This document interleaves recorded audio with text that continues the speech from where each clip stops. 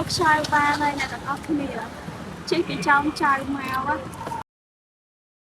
I think I'll take my whiskey neat, my coffee black and my bed at 3. ផ្លូវនៅភ្នំពេញមានច្រើនណាស់ហើយខ្ញុំមិននៅភ្នំពេញបានជិត5ឆ្នាំដែរតែផ្លូវដែលខ្ញុំតាក់ចិត្តជាងគេគឺផ្លូវក្រោមដីនឹងឯងផ្លូវក្រោមដីនៅចំចៅអានឹងរៀងកោងស្អាតមែនទែនជិះសប្បាយហើយត្រជាក់ចិត្តហ្មងប្រវែងរបស់វាវែងគ្រាន់បើដែរ470ម៉ែត្រហើយផ្លូវហ្នឹងគឺឆ្លងពីផ្លូវជាតិលេខ4ចាក់ទៅផ្លូវសហព័ន្ធរុស្ស៊ីនេះសហព័ន្ធរុស្ស៊ីហ្នឹងផ្លូវខ្ញុំកំពុងនិយាយហ្នឹងឯងហើយតិចទៀតទៅយើងជិះដល់ពលានចាស់ហើយជីដល់ពលានចាស់តាមផ្លូវហ្នឹងឥឡូវលេងស្ទះដូចមុនហើយដូចអ្នកទាំងអស់គ្នាឃើញអញ្ចឹងគឺចរាចរណ៍ស្រួលមែនតើដោយសារអីពលានគេរើទៅកន្លែងថ្មីអញ្ចឹងហើយផ្លូវយើងលេងស្ទះទៀតហើយអូននិយាយឥឡូវមកដល់ស្ពានអាកាសផ្សារដីហុយបាត់មិនដឹងមានតែគេមកដល់នឹងអត់ទេដោយសារអត់ដឹងមានអ្នកមើលដល់នឹងអត់តែគុំខ្វល់តោះយើងទៅទៀតសំខាន់ចង់ស៊ីខ្ចៅស្ពានហ្នឹងគេហៅបានច្រើនតាមតំបន់តែខ្ញុំហៅស្ពានផ្សារដីហុយ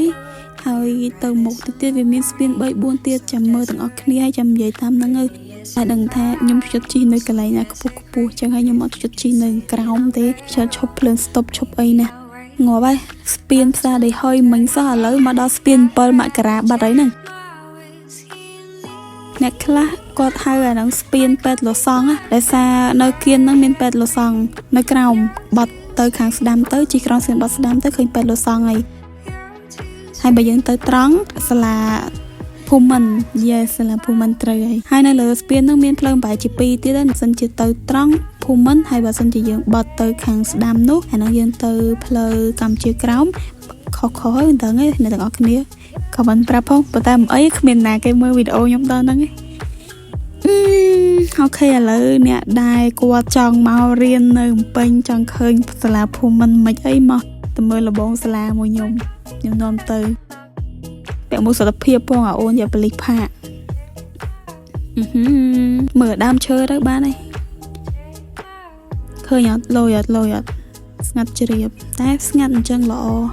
ដោយសារអីខ្ញុំចូលចិត្តជិះម៉ូតូនៅពេលដែលផ្លូវស្រួលជិះអញ្ចឹងវាធ្វើឲ្យអារម្មណ៍យើងកាន់តែសប្បាយដាក់កាសមួយមកទៅដល់ណាក៏ទៅដែរហើយនិយាយពីថាគោលបំណងនៃការជិះម៉ូតូហ្នឹងមិនមែនជិះដើម្បីថតវីដេអូមកប្រាប់អ្នកទាំងអស់គ្នាទេប៉ុន្តែគឺឃ្លានខ្ចៅឃ្លានម៉ោងម៉ានឃ្លានម៉ោង11ចិត្តម៉ោង12អីវិញហើយទៅរត់ទៅណាឥឡូវមកដល់កូរ៉េបាត់ទៅហ្វាក់នៅខ្មែរសុកសោះខ្ញុំនិយាយលេងហ្នឹងប៊ូយ៉ុងថោនឃើញមីខ្ញុំនេះធ្វើវីដេអូនិយាយផ្លូវនិយាយអីតិចថាចំណាំផ្លូវស្គាល់ផ្លូវតើនៅផ្សុតឥឡូវហ្នឹងចូលដល់ស្ពានទី3ហើយនេះស្ពានទី3ហ្នឹងហៅថាស្ពានតិចណូខ្ញុំហៅអញ្ចឹងណាគេហៅមិនអត់ដឹងទេហើយដូចឃើញស្រាប់ចឹងខ្ញុំអត់ជិះខាងក្រោមទេបើទោះបីជាខ្ញុំជិះម៉ូតូកូនទៀតត្រេក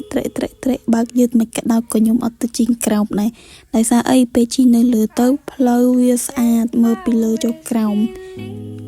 អូខេនេះបាយម៉ានិយាយចាំភ្លេចប្រាប់ខ្ញុំទៅហ្នឹងគឺខ្ញុំទៅពីអ្នកចែស្មីបងស្រីរបស់ខ្ញុំគាត់ជិះនៅក្រោយហើយខ្ញុំអ្នកកាន់កាមេរ៉ាថតហើយកាមេរ៉ាពេលខ្លះគាត់អ្នកកាន់អញ្ចឹងណាយល់អត់យកខ្លះទេ